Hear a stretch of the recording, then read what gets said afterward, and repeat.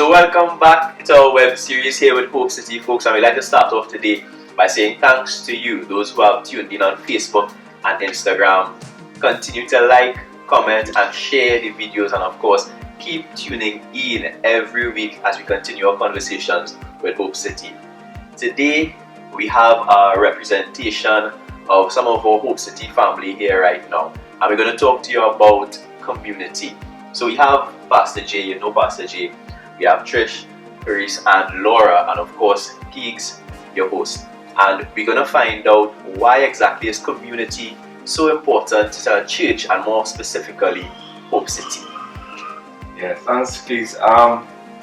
When we decided to launch Hope City, we knew there were some key differences that we wanted to establish in the church life. I mean, I grew up my whole life in church, and one of the things that I found, like even pursuing my faith, is that sometimes it can be a very lonely journey.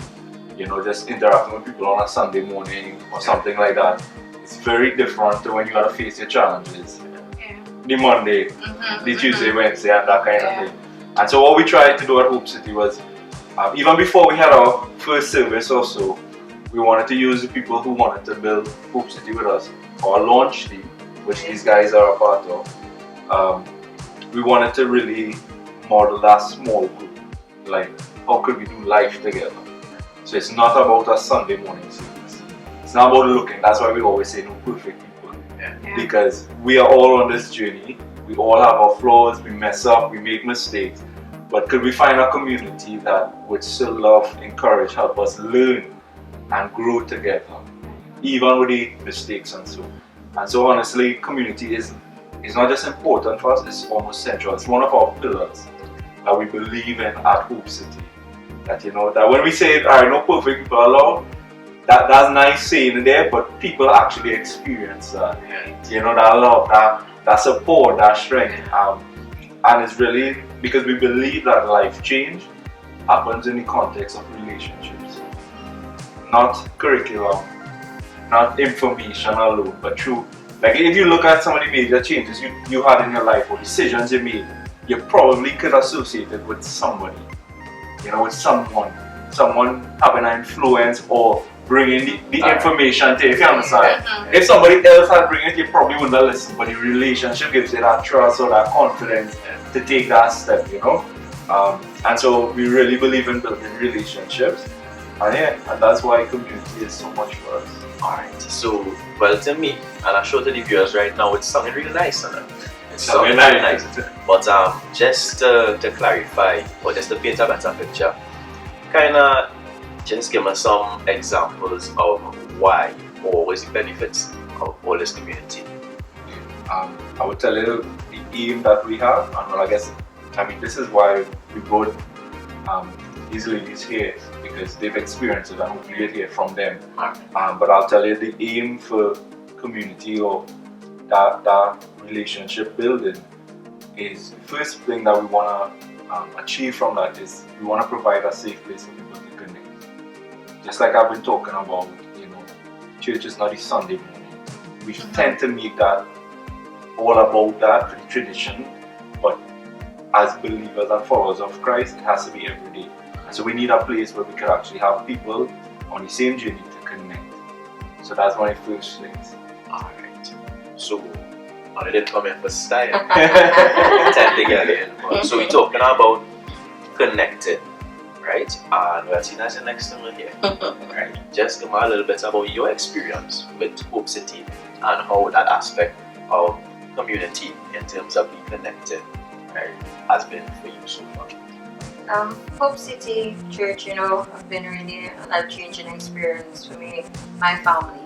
Pastor J and they would know from the past we were struggling with making that time for God, because I was busy, I was making excuses, never have enough time, and they've always encouraged us about putting God first, and they've been with us, connected with us daily to make that walk and make that change that we so desire. And we've really make a real turnaround with that.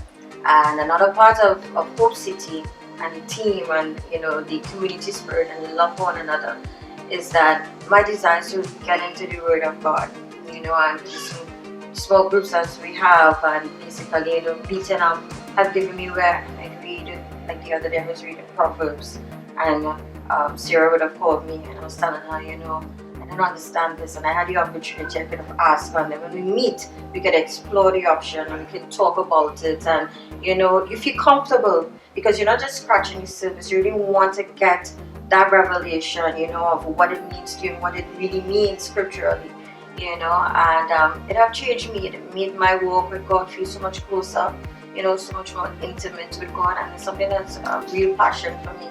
Like the other day, I lost my granddad, and people are there for you, yes, when people check on you, a flood of phone calls, emails, WhatsApp messages, just checking on you. It felt good. It helped the process of the hurt a little lighter, and that's what the community of Hope City does for me and my family.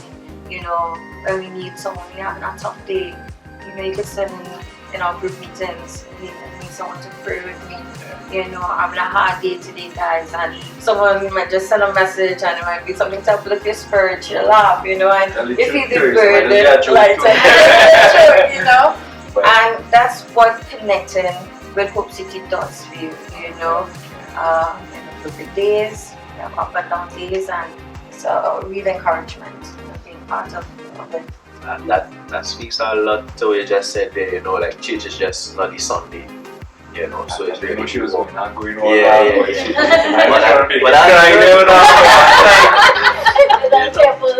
She might even better job than you.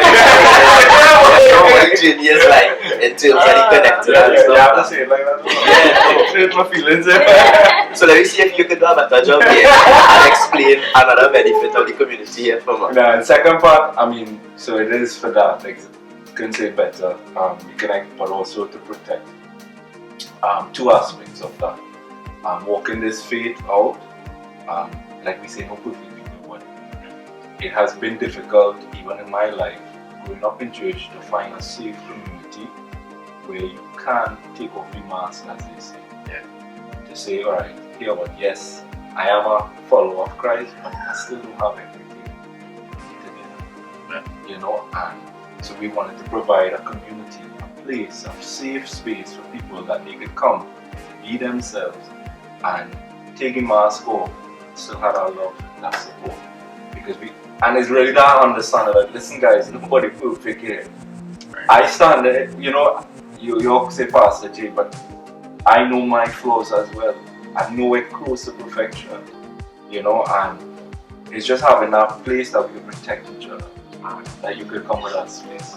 Well, Josh, I know you're eager, right, for your opportunity, right, but we're gonna let Laura jump in here on this one, right? So we talk about that place to protect. So Laura, just taking a turn you here, right? Just give us a bit of your experience on how, this aspect of the community really works with you and your life and your relationship with it. For me, this protect part really hits home because in the past couple months, I've had a lot of challenges, life-threatening challenges where that support was really important, and that protect, that knowing somebody praying for you, praying you through everything, even being there physically with you, that plays such an important part for people in the hard times, on the bad days, because we have both good days and bad days, and it's nice when you see people that there with you on the good days could be there with you on the bad days.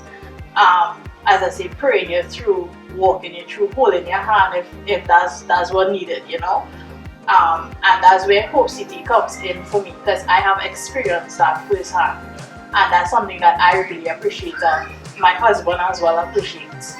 Right, so that's where that part comes in for me. So, Pastor J, I just like to say that she beat you back again. Right? I don't know where to keep it score. Right. No, you didn't do a bad job. It's fine. You really see the illustration, right? And I guess it's because they live in it. Through that life experience, they're passionate about it and they're able to really express it. So I believe we have one more.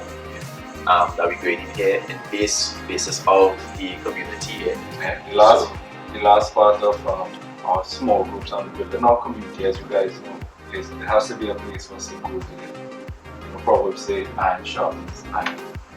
And when you think about iron sharpening iron, people just say that, but they don't understand the process. It's friction, it's sparks. Yeah. So that we don't hide away when we disagree. You know, like we might read something and or I might bring a teacher or something and they say, I don't understand this. I don't understand. So the small group and thing has been a place where we actually could challenge that. So, you know, we read something and you wouldn't do that on a Sunday morning. No. You know, Right. Pastor, I like what you're saying. Yeah. We keep respect wherever we Yeah, answer. But the small group is the place where people can actually get that iron sharpening. Yeah. Like, alright, Pastor Jay, I hear what you're saying. I know it's from the Bible, but I didn't get that from it. Yeah. Right. You know what I mean? Like, and we have the place to explore. So it's a place to grow together, not just with learning education, but I think growing together through the experiences. You ready? So, we're coming down to you now, right? So, Trish, finally is your turn, right? Let us know a little bit about your experience with Hope City in terms of the aspect of growth. Alright, so, well, growth for me is, well, where I've experienced community the most, really, being in Hope City.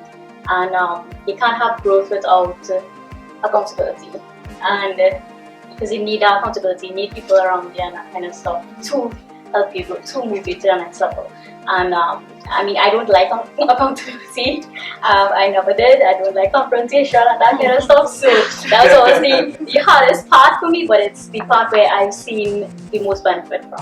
And you know, it's like we spoke about connecting. So you connect, you get those relationships formed and that kind of stuff. Then there's a place to protect where you feel safe in those relationships, and you know, it's the growth where you kind of like open up. And you know, open up to the people around those relationships that you formed, showing them the bad, the good, and that kind of stuff. And it's when they see the bad where they could, like, you know, sometimes you wouldn't see that.